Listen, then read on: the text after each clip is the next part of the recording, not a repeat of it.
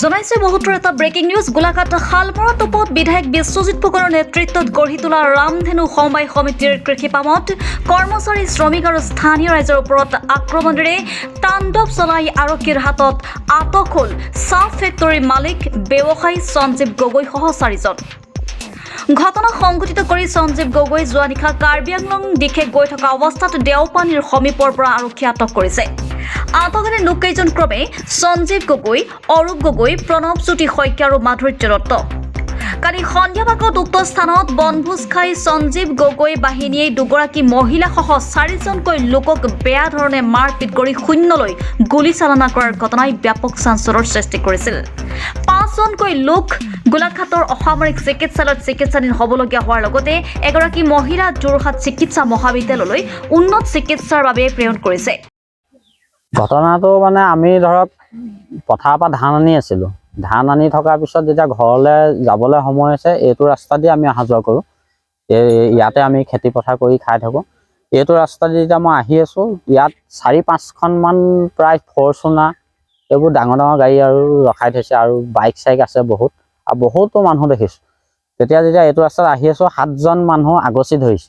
ধৰি পেলাই ক'ৰ মানুহ সুধিছে, মই কৈছোঁ যে মই ইয়াৰে ল'ৰা হয়, শালমৰাটো জ্ঞান্ত ল'ৰা হয়।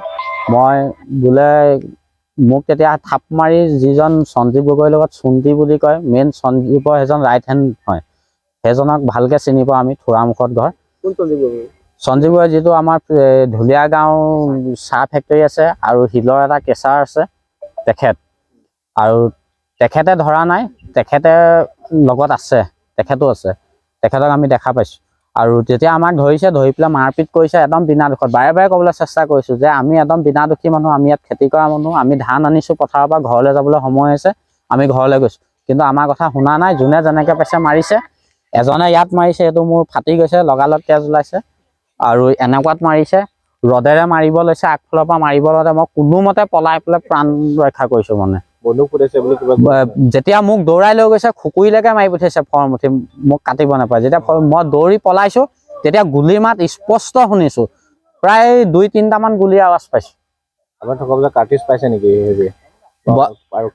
বৰ্তমান আমি সেইখিনি কথা গম পাওঁ। আমিতো লগালগ চিভিললৈ গ'লোঁ, চিভিলত আছিলোঁ। সেইটো মানে আৰক্ষী ইয়ালৈ অহা অৱস্থাত আমি চিভিলত আছিলোঁ। কিমানজনক প্ৰহাৰ কৰিছে? প্ৰায় 6-7জনমান একদম গুৰুতৰভাৱে আহত হৈছে। 40জনীয়া গোটে মাৰিছে। তেখেতলোকৰ আহিছে, মানে গাড়ী আহি আছে, মানুহ আহি আছে, যোনে যেনেকৈ পাইছে আহি আছে। আমি বহুত দূৰৰ পৰা লক্ষ্য কৰি চাই আছোঁ, দেখিবলৈ পাইছোঁ। গাড়ী বহুত আমি লাইটৰ পোহৰ পাইছোঁ, গাড়ী মাত শুনিছোঁ, আৰু বহুতো গাড়ী দেখিছোঁ আহিছে বহুত গাড়ী। তেখেতলোকক মানে চব্জি পাচলি লাগে, এনেই কম বেছি পৰিমাণে প্ৰথম দিয়া হৈছিলে 2-4জনক। আহিয়ে আছে, খুজিয়ে আছে, কিমানকনো দিম আৰু কিমান চবকেতো দিব নোৱাৰি, নিদিয়াৰ কাৰণে এইখিনি অপদ্ৰৱ কৰিছে। ৰামধেনু কৃষি পামৰ পৰা পাচলি বিচৰাক লৈ ঘটনাৰ সূত্ৰপাত হোৱা বুলি জানিব পৰা গৈছে। আৰু সঞ্জীৱ গগৈ বাহিনীয়ে ৰামধেনু কৃষি পামত থকা গৃহ লণ্ডভণ্ড কৰি ক্ষতিগ্ৰস্ত কৰাৰ গুৰুতৰ অভিযোগ উঠিছে। ঘটনাৰ খবৰ পায়ে বিধায়ক বিশ্বজিৎ ফুকন যোৱা নিশা চিকিৎসালয়ত উপস্থিত হৈ আহতসকলৰ স্বাস্থ্যৰ বুজ লোৱাৰ লগতে আজি ৰামধেনু সমবায় সমিতিৰ কৃষি পাম পৰিদৰ্শন কৰি বুজ লয়। News desk report, reporter live Assam.